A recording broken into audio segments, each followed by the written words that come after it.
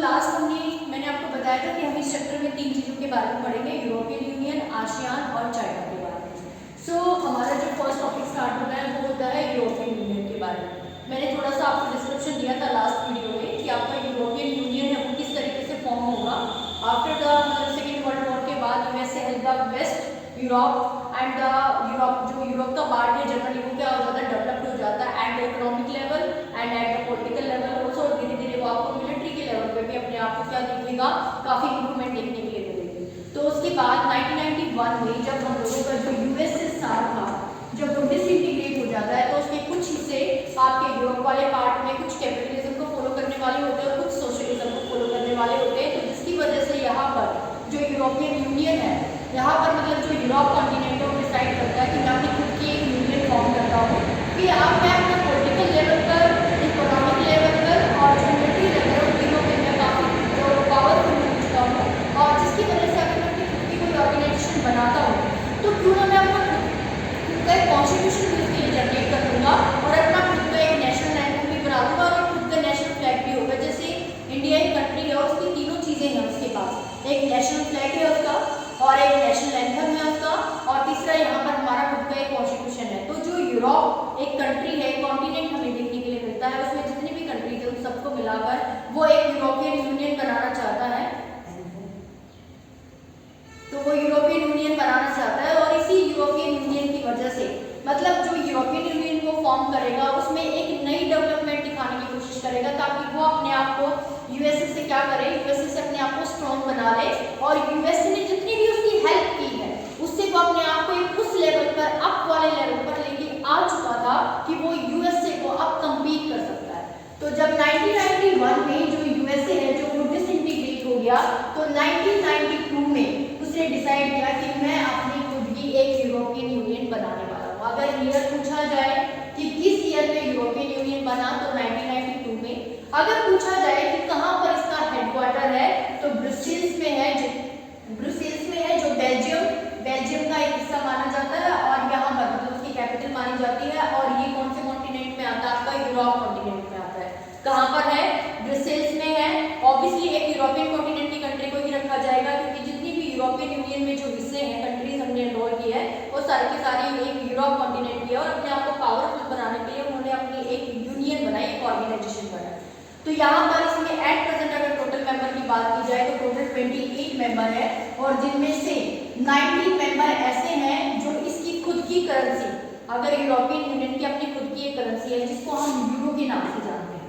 और जो ये करेंसी है इसको 19 मेंबर फॉलो करते हैं लेकिन 9 मेंबर ऐसे हैं जो इस करेंसी को फॉलो नहीं करते हैं। वो कहते हैं हम अपनी खुद की जो करेंसी है हम उसको फॉलो करेंगे, आपकी जो यूरो करेंसी है उसको फॉलो नहीं कर सकते क्योंकि हमारी खुद की अगर मैं इंडियन रुपीज की बात करूँ और यूएसए के डॉलर की बात करूँ तो दोनों में डिफरेंस है। हमारे वहाँ पर अगर मैं यूएसए की बात करूँ तो वहाँ पर एक डॉलर फ्लक्चुएट करता रहता है, कभी 65 है, कभी 70, कभी 75, कभी 80 ऐसे होता है। और हमारा यहाँ पर 1 रुपया मतलब 1 रुपया यहाँ पर मिनिमम होता है लेकिन वहाँ पर $1 मिनिमम होता है। तो वो डिफरेंस होता है इकोनॉमी की ग्रोथ और इकोनॉमी को कम लाने के लिए। कहीं ना कहीं मान लो मुझे कोई पानी की बोतल खरीदनी है यूएसए में जाकर जो यहाँ 20 रुपये में मिलती है वहाँ अगर $2 की भी है तो मेरी करेंसी के अकॉर्डिंग तो 160 रुपये की हो जाएगी। तो 9 कंट्रीज कहती है कि मैं अपनी खुद की जो करेंसी है उसे फॉलो करेंगे, हम आपकी यूरो करेंसी को फॉलो नहीं करेंगे लेकिन हम आपका पार्ट माने जाएंगे यूरोपियन यूनियन। तो ये यूरोपियन यूनियन की शुरुआत हुई लेकिन इसके साथ साथ इसने अपने 3 पॉइंट और भी रखे। इसने बोला कि मैं अपना खुद का एक नेशनल एंथम बनाऊंगा और उस नेशनल एंथम के अकॉर्डिंग मेरे खुद की रूल रेगुलेशन से मतलब कोई और कंट्री की चीजों को मैं फॉलो नहीं करूंगा, मेरी खुद की मतलब यूरोपियन यूनियन को वो एक ऑर्गेनाइजेशन नहीं बल्कि एक कंट्री के रूप में दिखाने की कोशिश करना चाहता है जिसमें वो अपना एक खुद का नेशनल एंथम रखेगा, खुद का एक नेशनल फ्लैग भी बनाया उसने। लेकिन जो उसका एक कॉन्स्टिट्यूशन है वो वहाँ पर प्रॉपर तरीके से फॉर्म नहीं हो पाया। अगर उस टाइम पे उसका कॉन्स्टिट्यूशन भी फॉर्म हो जाता तो ये यूरोपियन यूनियन आज के टाइम में हमारे सामने एक कंट्री के रूप में उभर के सामने आती, ना कि कोई एक ऑर्गेनाइजेशन के रूप में। और जो इसका नेशनल फ्लैग है इसमें टोटल 12 स्टार्स आते हैं, पूरे के पूरे 12 स्टार्स आते हैं और ये जितनी भी स्टार्स है ना वो उसकी जो कंट्रीज होती हैं उसको रिप्रेजेंट करने की कोशिश करती है कि जो इसके मेंबर्स है कंट्रीज को उनको रिप्रेजेंट करते हैं। तो एक अलग तरीके का इसने नेशनल जो फ्लैग है वो बनाया ताकि एक अलग पहचान उसकी बन सके। तो ये तो उसकी स्टार्टिंग थी कि यूरोपियन यूनियन किस तरीके से फॉर्म हुआ। अभी जो हम नेक्स्ट मंथ देखने वाले हैं वो देखेंगे कि यहाँ की फीचर्स क्या है। अब ऑब्वियसली कोई भी ऑर्गेनाइजेशन जब बनाई जाती है तो उसके पीछे कुछ ना कुछ उसके फीचर्स होते हैं जो उसको अलग, और जो अलग अलग ऑर्गेनाइजेशन हैं उससे कुछ अलग दिखाने की कोशिश करते हैं। तो अब हमें पता है 1940 के बाद से यूरोप बहुत ही एक्सट्रीमली लेवल पर डिक्रीज होता जा रहा था, इकोनॉमिक लेवल पे भी, पॉलिटिकल लेवल पे भी और मिलिट्री के लेवल पे भी। लेकिन जब यूएसए ने उसकी हेल्प की तो वो इन तीनों लेवल से धीरे धीरे अप होने लग गया और 1992 में मतलब यहाँ पर कम से कम उसके 47 ईयर्स के अंदर उसने अपने आप को इतना ज़्यादा डेवलप कर लिया कि वहाँ पर उसकी इकोनॉमी काफ़ी अप हो चुकी थी, उसने अपने आप को पॉलिटिकल लेवल पे भी काफ़ी ऊपर कर लिया था और उसका जो मिलिट्री इन्फ्लुएंस है वो भी बहुत ज़्यादा हो गया था और इन तीनों चीज़ों में उसने यूएसए को टक्कर देना शुरू कर दिया था। तो सबसे पहले हम देखेंगे कि उसका इकोनॉमिक लेवल है जो वो किस तरीके का था। फर्स्ट वन अगर मैं बात करूँ तो वर्ल्ड्स बिगेस्ट इकोनॉमी है जो वो इसकी मानी जाती है, क्योंकि अकेले अगर यूरोपियन यूनियन की बात की जाए तो इसकी जो जीडीपी है मतलब ग्रॉस डोमेस्टिक प्रोडक्ट, इसका जो सकल घरेलू उत्पाद है एक साल के अकॉर्डिंग हम इसको चेक करते हैं तो यहाँ पर वो मोर देन कितना है, मोर देन 20 ट्रिलियन डॉलर मतलब 12 अरब है जो उस डॉलर से भी ज़्यादा है। कब चेक किया गया था? ये 2005 में। तो टाइम टू टाइम ये अप होता जा रहा है, डाउन नहीं हो रहा है। और यूरोपियन यूनियन में मतलब किसी भी कंट्री, एक तरीके से वो अपने आप को कंट्री समझता है, एक ऐसी ऑर्गेनाइजेशन के पास अगर उसका इकोनॉमिक लेवल इतना ज़्यादा स्ट्रॉन्ग है तो वो आगे चलकर उसके अंदर जितनी भी कंट्रीज है उनको भी कहीं ना कहीं काफ़ी डेवलप करेगा, क्योंकि उनको किसी भी तरीके की फाइनेंशियली जो हेल्प है वो हमेशा उनको करता रहेगा। तो ये जो इतना ज़्यादा इंक्रीमेंट इसलिए हो रहा है वो यूएसए को टक्कर दे रहा है। यूएसए को डर हो जाएगा धीरे धीरे यूरोपियन यूनियन से कि ये इतना डेवलप्ड हो गया है, ये तो अब डिपेंडेंट ही नहीं है, इससे सेल्फ डिपेंडेंट, खुद पे ये आत्मनिर्भर हो चुका है, अब इसे किसी और की जरूरत नहीं पड़ेगी और यूएसए को इससे धीरे धीरे खतरा होने लग जाएगा उस यूएसए को जो एक टाइम पर इसको हेल्प करता था इन तीनों लेवल पे ऊपर लाने के लिए। सेकेंड वन, इसकी जो खुद की करेंसी है वो यूरो है और जो यूरो करेंसी है वो क्या कर रही है, उसका जो शेयर है अगर मैं पूरे वर्ल्ड ट्रेड में बात करूँ तो वो 3 टाइम्स ज़्यादा है किससे, यूएसए से। मतलब जितना ट्रेड इसकी करेंसी के द्वारा किया जाता है उतना यूएसए के डॉलर के द्वारा भी नहीं किया जाता, जिसकी वजह से इसका शेयर ट्रेड में ज़्यादा होने की वजह से यूएसए अपने आप को डाउन समझने लग जाता है। इसके अलावा ये WTO है जो उसका एक बहुत ही महत्वपूर्ण भाग माना जाता है, क्योंकि WTO वर्ल्ड ट्रेड ऑर्गेनाइजेशन है और ये जो ऑर्गेनाइजेशन है ये बेसिकली हमारे जो टैक्स से रिलेटेड इश्यूज है, जो ट्रेड में कितना टैक्स इम्पोज किया जाएगा, जो भी चीज़ आप कहाँ पे इम्पोर्ट कर रहे हो, एक्सपोर्ट कर रहे हो, आयात निर्यात में क्या क्या कर लगाए जाएंगे वो सब इसके द्वारा डिसाइडेड होते हैं। और WTO को सबसे ज़्यादा एक कॉन्ट्रीब्यूशन है टैक्स के रूप में वो कौन देता है, यूरो देता है। और यूरो किसकी करेंसी मानी जाती है, जो यूरोपियन यूनियन है उनकी करेंसी मानी जाती है, जो हमें ये दिखाने की कोशिश करती है कि यहाँ पर जो ट्रेड है वो धीरे धीरे क्या है, ऊपर मतलब इंक्रीज होता जा रहा है। जब ट्रेड इंक्रीज होगा तो हमारे यहाँ पे टैक्स भी आएगा, टैक्स के रूप में जो पैसा आएगा उससे हमारी इकोनॉमिक लेवल क्या होता चला जाएगा, इंक्रीज होता चला जाएगा। अगर मैं नेक्स्ट आपकी बात करूँ आपके पॉलिटिकल लेवल की और थर्ड वन आपका डिप्लोमेटिक लेवल। पॉलिटिकल लेवल में राजनीतिक रूप से ये किस तरीके से स्ट्रॉन्ग है और डिप्लोमेटिक लेवल में ये कूटनीतिक तरीके से किस तरीके से स्ट्रॉन्ग है, इन दोनों में थोड़ा सा डिफरेंस है। मतलब पॉलिटिकल जहाँ पर हम हर एक चीज़ को अपनी सोसाइटी की पॉलिसीज को इम्पोज करके, रूल रेगुलेशंस को इम्पोज करके देखते हैं, वो हमारी पॉलिटिकल पार्टी से रिलेटेड है। लेकिन डिप्लोमेटिक रिलेशन मतलब हमारे दूसरी कंट्रीज के साथ क्या रिलेशन है उनके बारे में हम देखेंगे कि वहाँ पर कूटनीतिक रिलेशन जो समझौते हैं दूसरी कंट्रीज के साथ उनके बारे में देखेंगे। आपने एक ऑर्गेनाइजेशन के बारे में सुना होगा जिसको हम UNSC के नाम से जानते हैं, मतलब UN सिक्योरिटी काउंसिल के नाम से जानते हैं, जो आपका संयुक्त राष्ट्र सुरक्षा परिषद के नाम से जानी जाती है। इसमें टोटल 15 मेंबर्स होते हैं, जिसमें से 5 मेंबर परमानेंट होते हैं और 10 मेंबर आपके नॉन परमानेंट होते हैं। और कुछ ऐसे मेंबर भी होते हैं जैसे इंडिया और पाकिस्तान है, किसी किसी को 2 साल के लिए अपॉइंट किया गया, लेकिन वो इन 15 से अलग होते हैं, ठीक है। तो यहाँ पर जो ये टोटल 15 मेंबर है इसमें से जो 5 मेंबर है वो क्या होते हैं, हमारे परमानेंट मेंबर होते हैं and they have the veto power. इन सबके पास क्या होती है, इन 5 मेंबर के पास वीटो पावर मानी जाती है और वीटो पावर का यूज हम किसी भी कोई भी पॉलिसी आई है या कोई भी हम लोग बिल लेके आए हैं अपनी ऑर्गेनाइजेशन में, मान लो मीटिंग चल रही है और वहाँ पर टोटल 15 जो मेंबर है वो प्रेजेंट है और किसी भी वेपन को यूज करने के ऊपर इशू है, तो अगर मान लो वेपन को यूज नहीं करना है उसके लिए कोई बिल लेके आए, तो जो 5 मेंबर है हमारे कौन कौन से आते हैं, ब्रिटिश 5 कंट्री को सपोज करो चाइना ने बोला कि नहीं, वेपन को यूज,